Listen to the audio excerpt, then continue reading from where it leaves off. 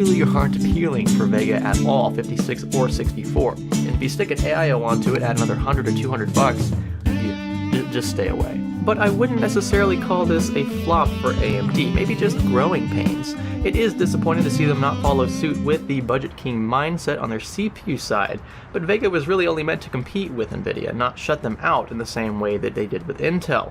I've got to say though, until prices relax a bit, because these prices are pretty ostentatious right now, I don't expect many Vega sales, except from the die-hard AMD fans and those who are really interested in the strong compute performance that Vega cards offer, like the 4000 plus stream processor is pretty incredible there.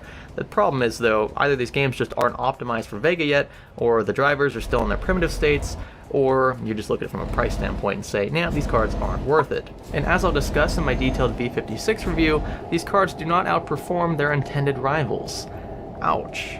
If you like this video, be sure to give it a thumbs up. If you appreciate the honesty, be sure to give it a thumbs up. I do appreciate it. Be sure to click the subscribe button if you haven't already. And stay tuned for more content like this on the channel. Several reviews on the way because several boxes were here when I came back from Europe. This is Science Studio. Thanks for learning with us.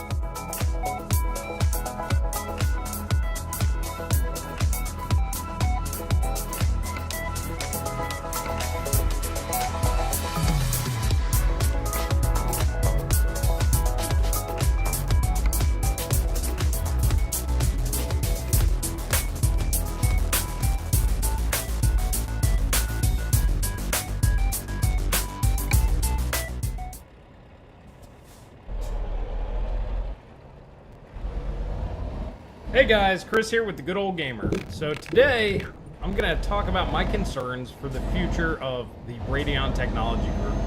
And this is founded basically on the fact that Vega did not live up to expectations. Most gamers are not too thrilled with the performance that they're seeing. You see people talking about performance numbers all over the place. Now, lower-end tech tubers, everybody's getting their hands on these and they're putting their 2 cents on the card. But nobody's talking about what's the real letdown here. The real problem is everybody's thinking, oh, it was so hyped up, it's everybody's fault. They were hyping this thing out of this world and it's crazy and it could never live up to expectations. Well, that's not our fault. It's not my fault. It's not anybody's fault that was talking about Vega and predicting performance. It's because all the information that we were given was the information we were basing all of our comments and assumptions on. Basically, AMD set the bar too high for themselves, and they didn't hit it. Simply put, they had high expectations, and they did not meet those expectations. So this is the problem where we're at now. And the real issue is that AMD, even when they hit or exceed expectations, on their GPUs at least, they generally don't get a very good response. They don't sell a lot of GPUs. So now that they've actually underperformed where they were supposed to or where they wanted to be, I am really concerned with the future of Radeon Technology Group. Now, this isn't me saying that, oh yeah, you guys should just go out there and buy Vega. In all honesty, besides the Vega 56 at $399 or less, simply doesn't make any sense, and I wouldn't recommend the Vega 64 at all to anybody. It just isn't worth the money. Not for gaming, anyway. So how did I come to this conclusion? Why am I saying this, and why do I feel the way that I do? So let's go ahead and take a look back at some of the slides that they presented to us. Okay, so this particular piece of information really isn't that important. 2 times the bandwidth per pin on HBM2. This is technically correct, but just remember this 2 times here. That's actually pretty important. Alright, so this one right here, this is a big one. The primitive shaders is a pretty big deal because this is a different way that the geometry is rendered by the GPU. Basically, what it does is it looks at all of the polygons that are on the screen and just basically picks out the ones that you're viewing. So this way it throws away extra polygons that are unnecessary and supposedly really streamlines the process. That's what it's supposed to do. Rapid packed math, this is something that Vega obviously was touting out. And for gaming, I never saw this as really anything important or special. This is more a compute feature, because games are not going to take advantage of 16-bit operations until the vast majority of GPUs out there will take advantage of them. And unfortunately, the vast majority of GPUs are NVIDIA cards. So until NVIDIA does this, this isn't really going to catch on. Now we all know Kepler to Maxwell was a really big deal for NVIDIA, And the tile-based rasterization was one of the biggest reasons for that, and AMD is calling their version the drawstream binning rasterizer. Basically what this is instead of rendering the entire scene out, instead of rasterizing the whole thing, the GPU breaks it down into smaller squares, and what this does is this allows smaller amounts of data to be processed much faster. And this is one of the things that you notice on the Fury X it doesn't do so well at 1080p. That's because it has a hard time pushing out that much data that fast. Basically, it can't handle high refresh or super high frame rates as well as it should.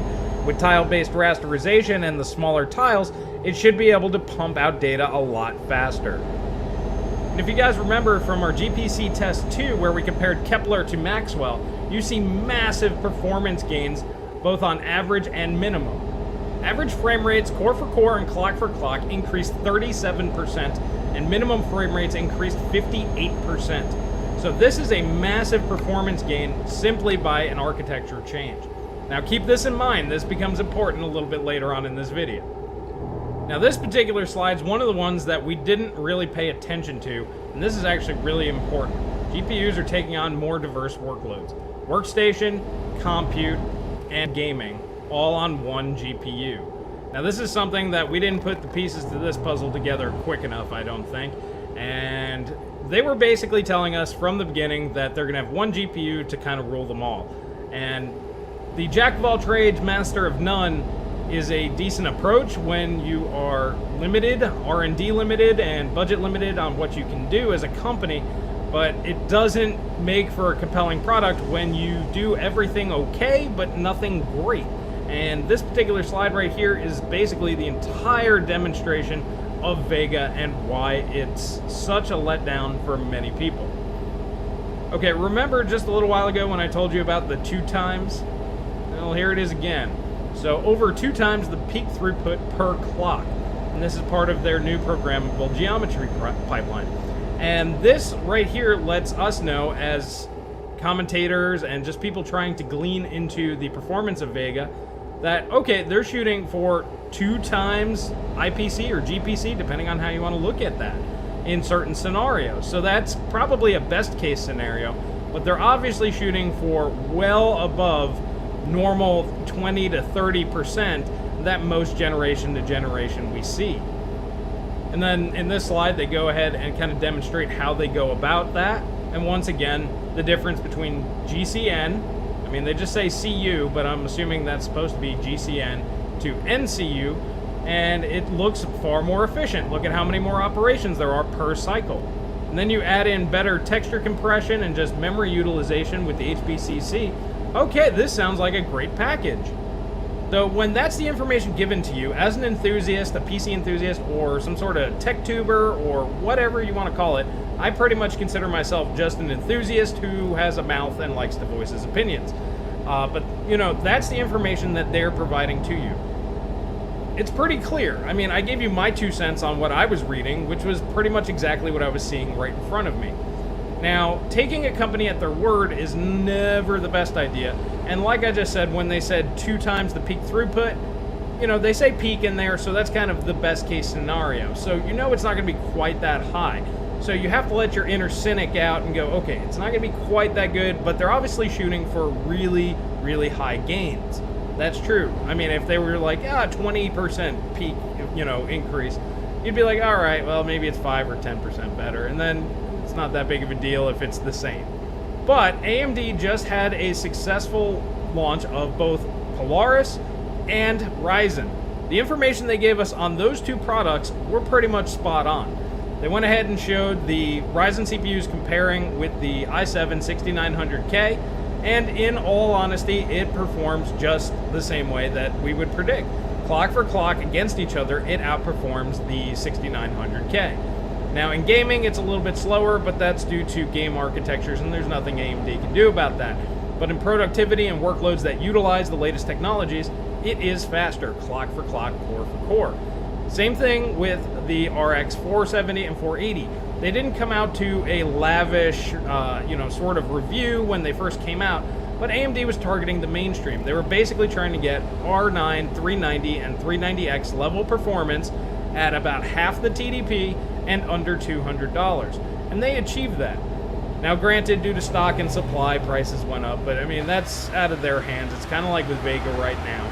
It's not really up to them, except for the fact that they had, what, an extra 7 months to get Vega out? But anyways, that's a whole nother gripe that I think I've gone over before. But regardless, the RX 480 and 470, they were good cards. They did what they were supposed to do. So AMD basically met their expectations on their previous two products, and in some cases exceeded them, because, you know, everybody was like, okay, Ryzen, we were very, very reserved, I guess is probably the best way to put it, when they were comparing against the 6900K, because they were comparing it at like 3 gigahertz or 3.2 gigahertz, nothing super fast. So we were all really concerned that Ryzen wasn't going to clock very high. But then it comes out and it's at 4 gigahertz, and that was the number that pretty much everybody said, hey, if you can hit this, and keep your thermals under check, and keep power consumption in line, you're going to have a real winner. And they did. So they actually exceeded expectations by showing how good it was, clock for clock, core for core, and then hitting the target that everybody hoped that it would. Now, of course, in the future, they're going to have to do better. They're going to have to get the core clock up and everything else with Zen 2 and 3, but, you know, they have succeeded where they wanted to. So at that point, there wasn't a whole lot of reason to doubt AMD. They did what they said that they were going to do. But once again, we didn't pay attention to a lot of the key things that were said. And at the Financial Analyst Day in Q2, basically when Vega was pretty much revealed, Raja said some things that really kind of caught my attention this time around. When looking back, you know what they say, hindsight's 20/20, and I want to go ahead and show that to you guys now. I'm going to talk about discrete graphics, but if you just rewind back a few years, you know, we lost focus on discrete graphics. I won't, you know, go into all the reasons why, but in some sense, if you even go back 5 years, many folks wrote off discrete graphics. They said discrete graphics is going to be dead, it's all integrated, mobile is going to take over, and all. And a lot of people believe that. What's the opportunity ahead of us? If you look at it, we haven't participated in some really interesting high margin segments. The ones all in the gold here. If you do the numbers, this is 15% of the volume, but holds over 66% of the market dollar. So a lot of dollars. We have an opportunity to go after the segment. We can play in the segment, but we also understand that just because I stand up here and say, hey, I want to play in this segment, customers are not going to show up and give me the dollars. Right? Margin dollars are hard to get at. And we understood that we have to do the chapter 2. Chapter 2, you're seeing the beginning of the chapter 2 today. I call it going beyond the basis. You want to go after this margin dollar? You want to play in these big leagues? Now, it was talked about where Raja said that AMD really wasn't focusing on graphics that hard because they thought they were all going to be integrated into the CPU, and that was going to be the future, so they kind of took their eye off the ball. And okay, well, it's great that they admitted that, and that was part of the reason why they went ahead with the RX 480 and targeted the $199 price point, because that's where most of the mainstream market is, somewhere around the $200 price point, and he was very confident that he succeeded there. They did. Price to performance was really good, and performance per watt was really good. And considering NVIDIA wanted to charge $299 for the GTX 1060, we can all thank AMD for the fact, or actually NVIDIA can also thank AMD for the fact that they came out with a competitive product at a good price, because the MSRP of $249 for the GTX 1060 probably would not have been hit any time near launch had they not had a compelling product in the RX 480, as NVIDIA would have been able to charge $299 for the 1060, which is only a little bit faster than an overclocked 970, which was also selling for about $300. So that would not have been a good value proposition to consumers. And then that would have put your next step up at the GTX 1070 at $459, and then finally the GTX 1080 at $699. So they would have had a very steep step stair ladder for your upgrade path past that, and that would bring the X60 GPUs up to $299, which is a price point they have never been before.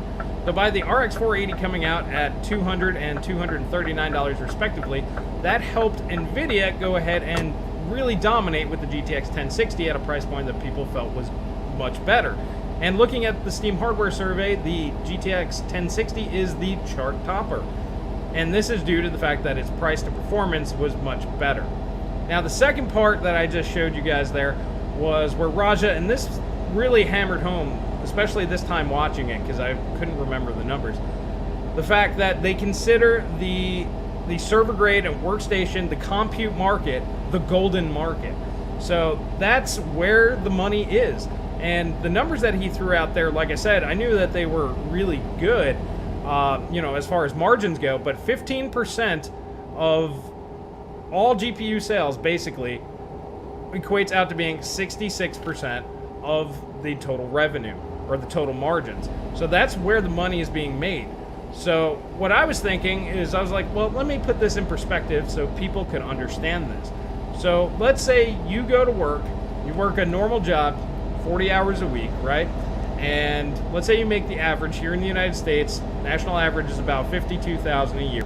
So I'm just going to use that for simple math. So you make about $1,000 a week, which comes out to being that you make $25 per hour. Okay, so let's say you made $25 an hour, but your boss comes to you and says, hey man, you do a really good job, and we only really need you for about 15% of the time because that's when you do your best work, and we get the most out of you. Past that, we just don't really need you all that much, but you can keep working if you want to. But we'll pay you 2/3 your salary for that 15% of your time. So that means instead of working 40 hours a week, you can work 6 and make $660, or you can work 40 hours the whole week and we'll still pay you the $1,000. So that is really ridiculous when you really think about it. And I've talked about this in several videos. You can go ahead and check them out here. And that's where the money is, and that's the reason why I think Vega kind of fell short. So in that scenario I just gave you, that'd be like working an extra 36 hours a week for only $9.40 an hour versus working 6 hours a week at $110 an hour. So that really put things in perspective. That's them telling us where the money really is and how much of it really is. Now, of course, you don't want to go ahead and throw away money, but it's very clear that that's where the focus of Vega ended up actually being, possibly due to resources, I don't know. But if we go ahead and take a look at some benchmarks, if we look at the compute performance of Vega, it's very good. It is fantastic. But if we go ahead and look at it clock for clock in gaming compared to the Fury X, which is basically its most comparable counterpart, we notice that it's basically identical. There are no performance gains. What happened to all that 2x performance, that geometry pipeline, drop-in rasterization? Where are all these improvements? Now, granted, higher clocks are great and all, but you are promising basically a 2x peak performance output, and to me that doesn't mean with higher clocks. That means at the exact same clocks with the same core count. That's an architectural change. That's what we were talking about on those slides. Now, it's clear that this isn't just Fiji reborn because of the compute performance. It is significantly faster in some cases. Now, what's really sad is the fact that they're obviously trying to overcompensate with clock speeds, and this is killing their power performance. But they didn't. They're trying to compete on too many fronts, and the big thing is that they flat out could not live up to their expectations. I went ahead and looked like a fool because I was taking them at their word to a point. Of course, I went ahead and built in a little bit of wiggle room, but the fact that Vega is not performing any better than its Fiji architecture, which is actually worse than their Polaris architecture, so there's a regression there in IPC or GPC, depending on who you ask on that one. Regardless, that's a real problem, and that's the reason why this is bugging a lot of people, and rightfully so. Now, let's flip things around here, and I kind of touched on it a little bit when I was talking about the GTX 1060. Now, the reason why I'm really worried is Gamers Nexus went ahead and kind of broke down the cost of what it takes to build an RX Vega GPU, And it's very clear to see that they're not making much, if any, money on these GPUs at all for gamers. So there's not a lot of profit in it for them to begin with because of the cost to manufacture the things. That market doesn't make them much money anyway. And the fact that even if, let's say, Vega was more powerful than the NVIDIA counterparts, it still wouldn't outsell NVIDIA. Even if they had the stock, even if it was faster, they still wouldn't outsell NVIDIA. And we're kind of in what I would call the death spiral, to where now they're not even able to hit expectations, and they're shooting for that golden parachute market. And there's nothing wrong with that. The company's trying to make as much money as possible is really where they're at. But the fact that they can't compete and they don't have the resources to go ahead and develop their own technologies the way that they want to, because obviously those slides came out when they had a vision. This is what the architecture should be able to do. And it might very well be able to do that with proper software and drivers and things like that in the future. And maybe it will eventually get there. But that needs to be something that's done before the card launches. And they had to get the card out, even though it came out late and in limited supply. And I can just keep going. And this is not good for the market, because we essentially have one GPU manufacturer for general consumers. NVIDIA does have the resources to scale down their architectures to smaller and smaller sizes so they can sell them at lower and lower prices. We're kind of looking at bulldozer all over again, except on the GPU side. The only saving grace is the fact that Navi looks like, if they could pull it off, it looks like they're trying to do a Ryzen on the GPU side. But with their resources so stretched and so thin right now, yes, I know AMD is doing well with their Ryzen architecture and their Threadrippers and their Epics and all of that, but that money's not really supposed to go to saving their GPU division. That's one division doing well, and the profits from that are supposed to go to their shareholders. This isn't, oh, okay, we're safe over here and let's reinvest over here. I'm sure some money will go over, but if the GPU division's really struggling that bad and it needs a ton of resources, shareholders aren't going to put up with that. They're going to be like, no, leave the healthy part over here, and then we're just going to see what we can do on this side. Like I said, from my perspective, we only really have one GPU manufacturer for the masses, making gaming cards, and that's because they actually have the resources to do so. And with the way things are going, I don't really know what's going to happen with AMD. Something big's going to have to happen. Either they're going to just muddle through, just limp on through to Navi, and hopefully that fixes a lot of their problems. But the fact that they overpromised and underdelivered so hard, when you're expecting a 2 times increase-ish, you know, best case scenario, but you're not getting any increase whatsoever for the most part, that's not good. And it broke a lot of consumer confidence. The worst part is I want to support FreeSync. FreeSync is fantastic technology. It doesn't cost you anything extra. You can get decent monitors for $100, $150. And if you guys saw my adaptive sync video, I will pretty much never run a PC without adaptive sync ever again. So it's great technology, but I can't get an RX 470, 570, 580. I can't get one of those. So I'm stuck with basically just buying an NVIDIA card, because they can produce enough GPUs to actually satisfy the market when demand goes up. And they have different tiers of their current products. So technically, Polaris is now old. It's old architecture, even though it's actually faster. And in all honesty, I'd rather have a large Polaris chip. And that's part of the problem. They couldn't build a large Polaris chip and work on Vega. These are rumors. That's not confirmed.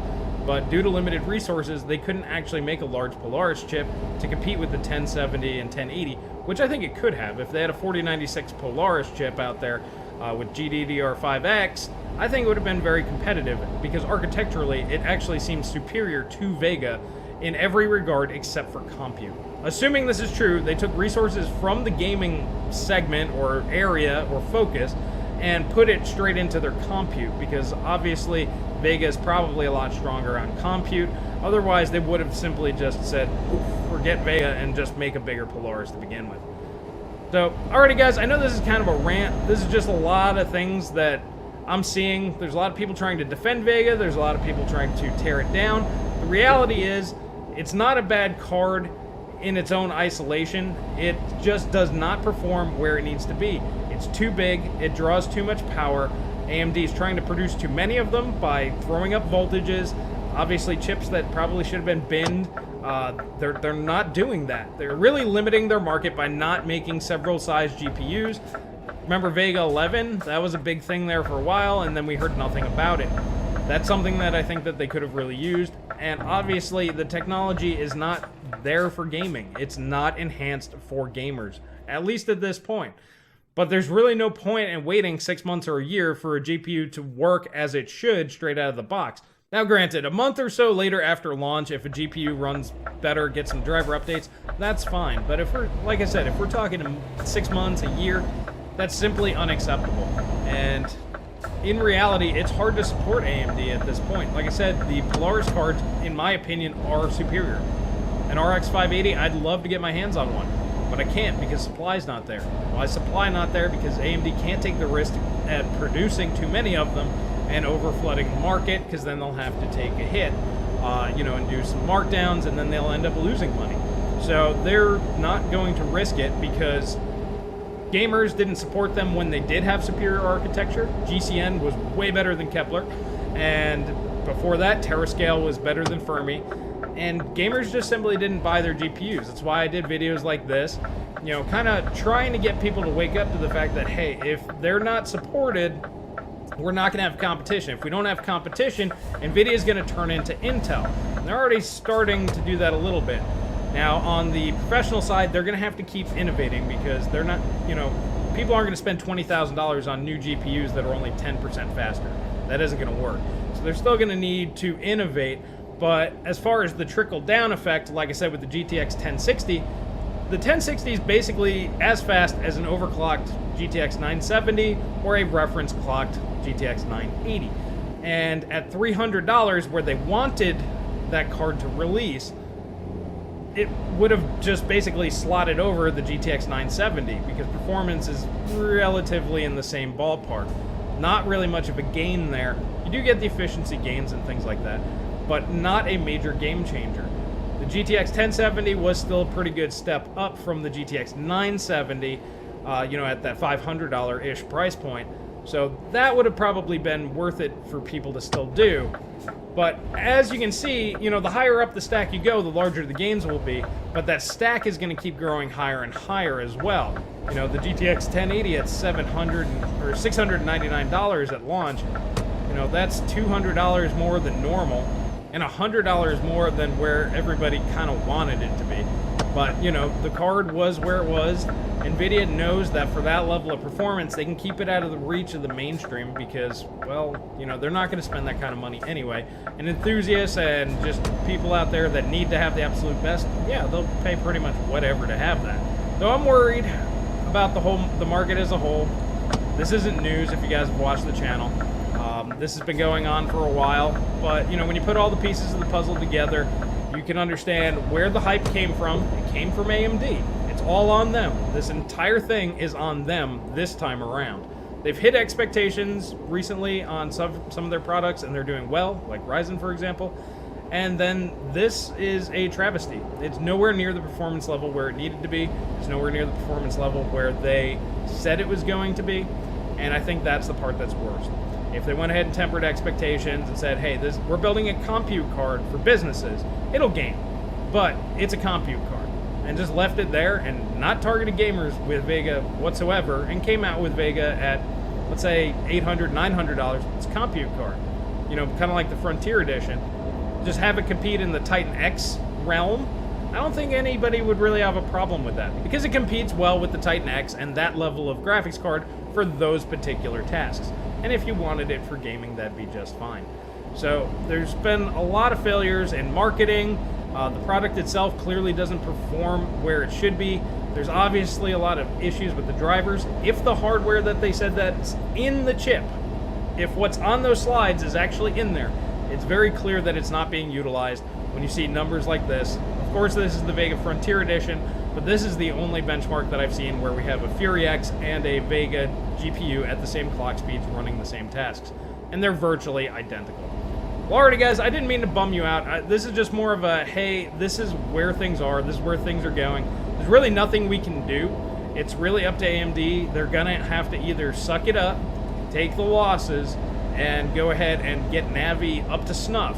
At the very least, hopefully this will be a learning experience for them, but it's kind of tough when you're so resource limited and your opponents and competitors have so many more resources, so much more money than you do, that it's just going to be really hard for them. Like I said, it's a little bit too late to just go out and buy yourself an AMD card and be like, hey, I did my part, you know, I'm trying to keep the market level. Because there's nothing better than 50% market share and 50% market share, because that's best. That's what's ideal. And in all honesty, I just don't see that happening without some sort of major revision to their entire division. Radeon Technology Group needs to be just kind of retooled, and like I said, we'll see what happens from here. If you like this kind of video, please hit that like button, please subscribe, please share with friends. This is kind of a rant, but I think a lot of people are feeling the same way, but they just don't know how to verbalize it. So hopefully with the information and the slides provided here, maybe it helps make those feelings inside make a little bit more sense if you've been let down by the performance of RX Vega and the whole launch and the whole situation with it. And I will catch you guys in the next video.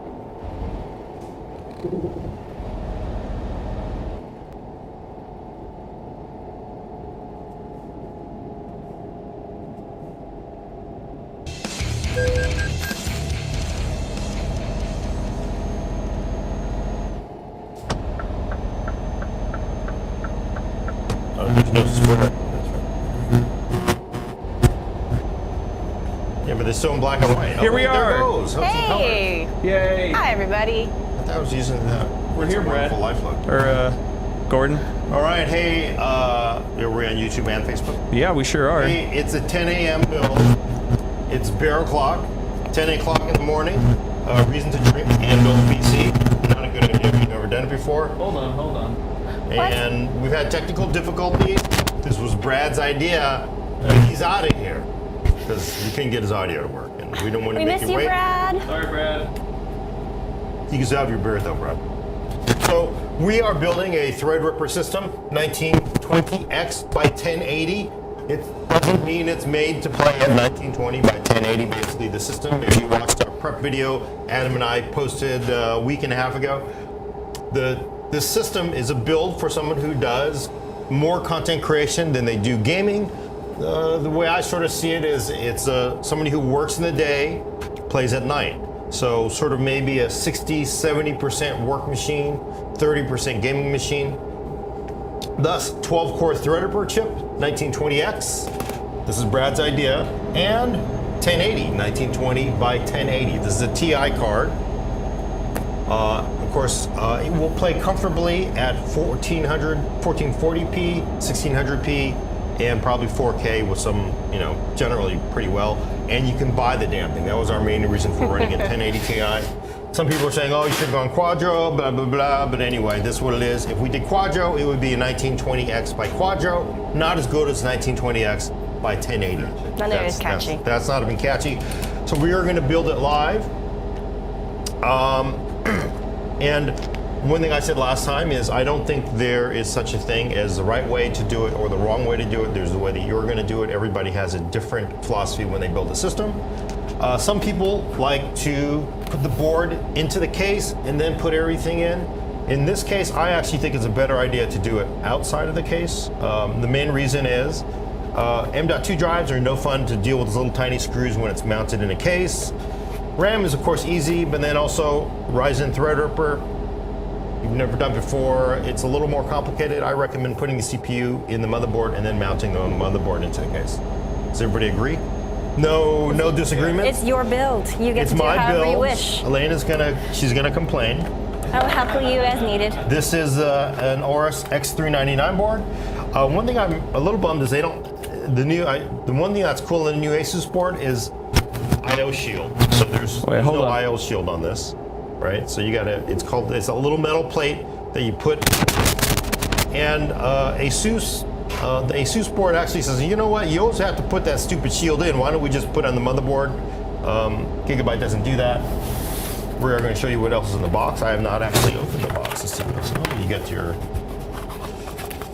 we get stickers, we get a manual, RTFM. More stickers. More stickers. The important thing you need. Wi-Fi antenna. Oh, what in the world? Wonder why they give you a Torque screw. Wonder what that's for. In case maybe if you lose the one that comes with your CPU. Yeah, but you don't want to do that because you need the actual, okay, SLI, blah, blah, blah, bunch of other cables. Let's not worry about that now. We are going to just concern ourselves.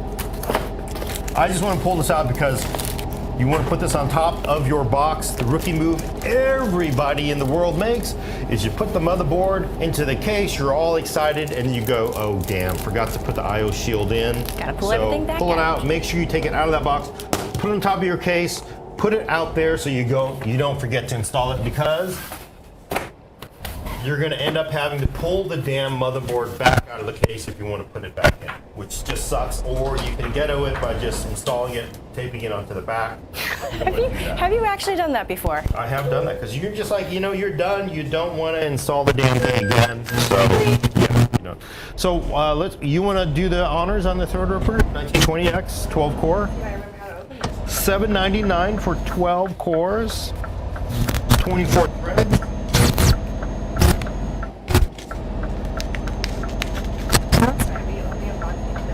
Yeah, they 64 that see. Untouched. All right. Right. There. Hi, I'd like to chime in real quick. Sorry, audience, for the audio problems. Are we having audio problems? Yeah, I'm having some audio problems. I'm going to set up another mic, but we're going to keep building, so sorry. Who's got the problems? Not to mention, if you have questions or you want to tell these guys that they suck, instructions. I'll chime in They and tell finally them. include them or what? Well, no, it probably had it the first time. We just thought it was lawyer stuff. If you're doing a Threadripper, you can watch my embarrassing build. But this is the Torx wrench that AMD includes. You need this to install a Threadripper in here. Again, don't just go out and get your own Torx wrench. I don't know why Gigabyte includes this. I would just take this and probably throw it away because you don't want to use it. In order to install Threadripper properly, you need to use a torque wrench to make sure you don't over torque it or under torque it. I have heard from vendors that if you don't use it, the thing won't boot. So definitely make sure you have a torque wrench. Also in the bottom of the box, adapter for an Asetek cooler. I know you don't believe this internet, but Asetek probably makes 80 to 90% of all the CLCs on the market in the US right now. And this fits most of them, making them work on this board. Elena's getting CPU out. Trying not to drop it because my wrist is still acting up. Come on. Let's try not to break anything. How come this side's not coming out? All right, new audio setup, so New hopefully audio it's better. Yep. Elena's getting it out. There we go. That is just nice. That is, okay. That's a lot of plastic. You think? A lot of plastic. Also, so one thing we want to point out, we just want to make sure you know, if you have not built a Threadripper part, Do not remove the carrier. don't remove the carrier. You're also not supposed to touch the back of it. Your finger oils will get whatever. Just don't touch it. Makes people feel better. Honestly, I have not just eaten a Taco Bell taco with hot sauce in my fingers. I don't think it'll damage the chip, but you're not supposed to do it. You can remove it from the carrier. I have done it to take pictures, but if you're doing a standard build, don't. This orange plastic thing stays on the CPU. It will not melt. We're going to hope AMD did this engineering on that.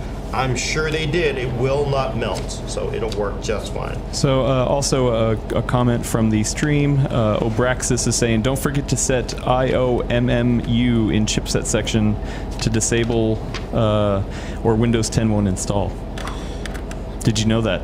Well, if I understand it, if you are doing a Windows 10, if you are doing, what is the latest? Creators Update? Yeah, Fall Creators Update is what's coming out. Not even Fall Creator Update. If you install it with Creators Update, it will install without having to blue screen. So if you are using an older build of Windows, it cannot handle the multiple IOMMUs is what I was told. So. All right.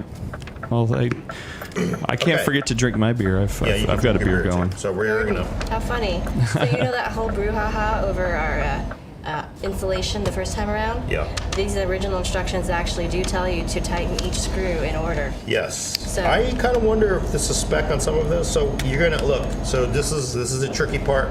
there's this little plastic protector. I gotta wonder what you even need this for, honestly, because there's already one over the socket. For But- demonstration purposes, because it's same shape, same Right. size. So you take your Threadripper chip. I have learned this painfully. Don't mess it up. Incorrectly. Gotta slide it in. It's in the little You're brackets gonna get there. into this. You need to make sure that this bottoms out is supposed to click. I don't think that's much of a click, honestly. They say it's supposed to click, but what you want to do is make sure it bottoms out in the bottom of that socket. You should also leave the cover on there until you're ready. That way, if you drop something on there, you spit on the socket, you're not going to ruin it. Ew. Right? It does happen. By the way, So- if you do spit, you're spitting a Chainbreaker White IPA for those Burger asking. White IPA. So now we are going to pull this. Now, when you're building any system, whether it is Intel, whether it is Threadripper now, the pucker factor is when you expose these pins. So I've had 3 cups of coffee. So let's make hands. sure. Steady hands. Definitely. Those pins, don't touch them. Save this cover. If you have to send this back to the manufacturer, if you have a problem with your board, you will need this cover to send it back to get an RMA. This is the way it's been on Intel for a long time.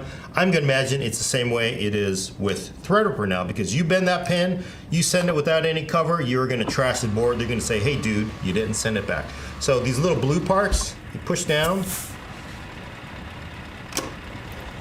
It's a nice satisfying Place. click. Right? Where's That click? clicks. So that clicks. So, here's the controversial part. So, to close, you go 1, 2, and 3. What we found is if you don't start these 2 rear screws, you can't close the socket because the entire thing pitches up and then you can't start these threads. AMD's official documentation, the stuff that Elena just pulled out of the package, their official videos say torque each one of these in order all the way down maximum. We're not going to do that because I've learned already that everybody will make fun of you on the internet, and I'm okay with that. All right, we're going to get these started. Shambles on YouTube says, remember to put the paste between the CPU and the socket. The what? Wink, wink. Oh yes, that happens too. That does happen. So I was a little scary with this, but we're gonna go. That's it. It clicks. Oh, that was a People good say, click. "Oh, you can't over torque with the torque wrench." Yeah, you can. You can do all kinds of things. So now we're gonna do 2. Go in order. To remove it, you go in